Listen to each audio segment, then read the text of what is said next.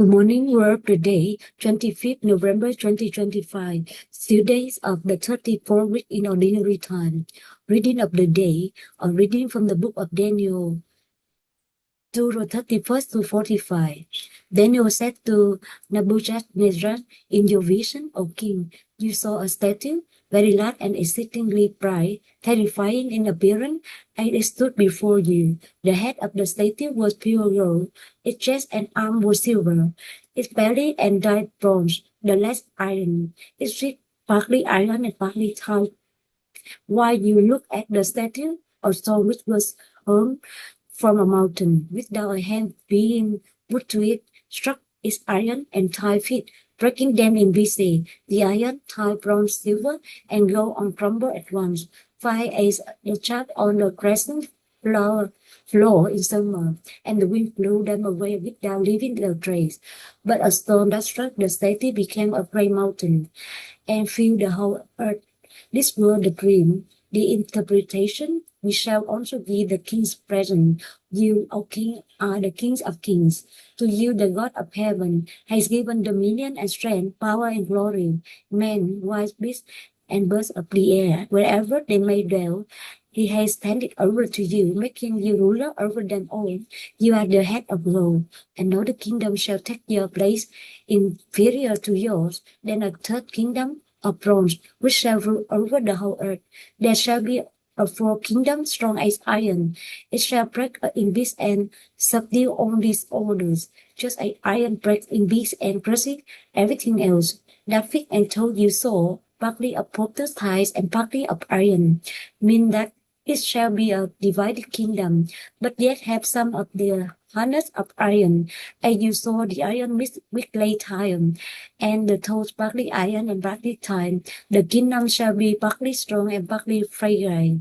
The iron mixed with clay time means that they shall seal their alliance by intermarriage, but they shall not stay united any more than iron mixed with clay. In the lifetime of those kings, the God of heaven will set up a kingdom that shall never be destroyed or delivered up to another people. Rather, it shall break in pieces all these kingdoms and put an end to them, and it shall stand forever. That is the meaning of the stone you saw hurled from the mountain, without a hand being put to it, which broke in pieces the tithe, iron, bronze, silver, and gold. The great God has revealed to the king that shall be in the future. This is exactly what you dream, and its meaning is true. Its meaning is true. The word the Lord. Thanks be to God. Gospel of the day from the Gospel according to Luke 21, verse 5 to 11. Dear Lord, glory to you. While some people were speaking about how the temples were adorned with costly stone and votive offerings, Jesus said, all that you see here, the days will come when there will not be left a stone open, another stone that will not be thrown down. Then they asked him, Teacher, when will this happen? And what sign will there be when all these things are about to happen? He answered, See that you not be deceived, for many will come in my name, saying, I am he, and the time has come. Do not follow them. When you hear of wars and insurrection, do not be terrified, for such things must happen first. But it will not immediately be the end. Then he said to them, Nation will rise against nation, the kingdom against kingdom. There will be powerful earthquakes, famines, and blazing from place to place, and ocean side and mighty side will come from the sky. The word of the Lord. Thanks be to God.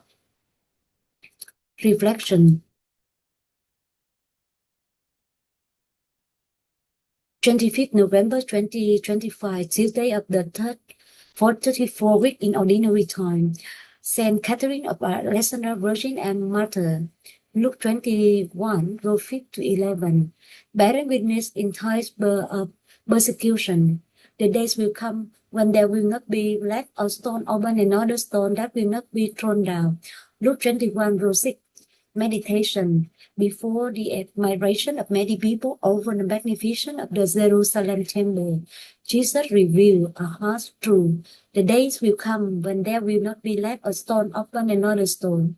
Indeed, In the year 70, the Temple of Jerusalem was completely destroyed by the Romans.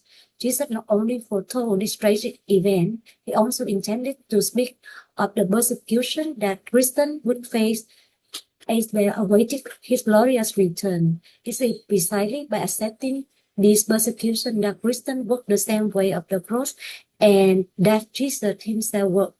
Just as Christ had to pass through the cross to reach glory, through death to enter life, so too must his disciples accept being brought low in order to share his glorious joy. Jesus reminded his disciples that trial would be an opportunity for you to bear witness and that by your perseverance you will secure your life. Invitation. Indeed, the persecution that broke out after the martyrdom of Stephen forced Christians to scatter in many places, and this became an opportunity for the gospel to spread. The Lord teaches us how to behave in such situation when you are arrested, mistreated, insulted, and falsely accused of every kind of evil.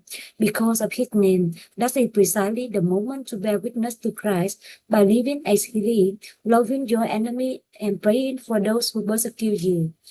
Leaving the world, offer a prayer along with the charitable act for those who are persecuting the church. Prayer, Lord, grant that I may follow your example, loving and forgiving even those who harm us. Thank you for listening.